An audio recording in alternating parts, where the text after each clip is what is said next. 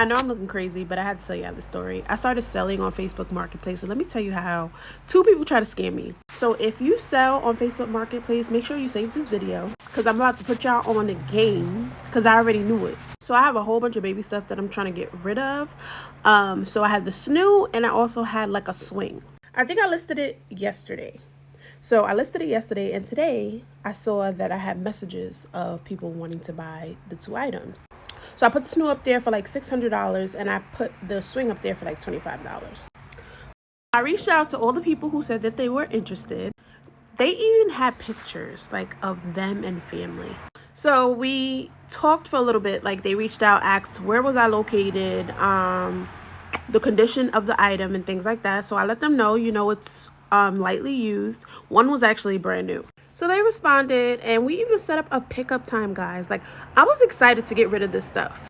Not for the money, but more so I can have more space in my house. Anyway, I already let them know when it came to payment, let's do it closer to the time of pickup. When I tell you both of them were eager, I don't know if it's the same person or what, but both of them were eager to make payment like right away.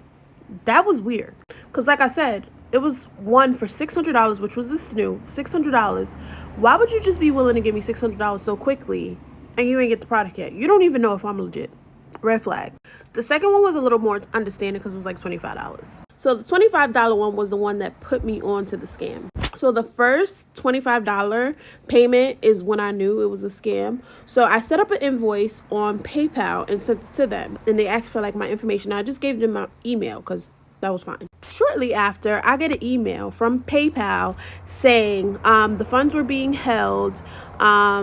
Something about add $200 and then it'll be $225. It's like, wait a minute, this don't make sense. All I wanted was $25 for it. This is becoming $225. Like, And the thing is, it's telling me to reach out to the person who's trying to send me the money to ask for the $225.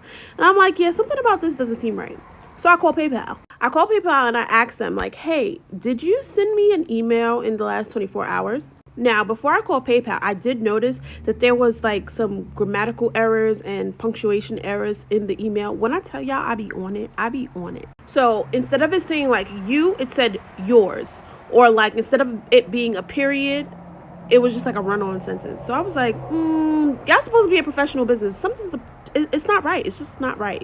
Anyway, I contacted PayPal and I asked them, hey, did you send me an email? Do you know anything about this funds not being released?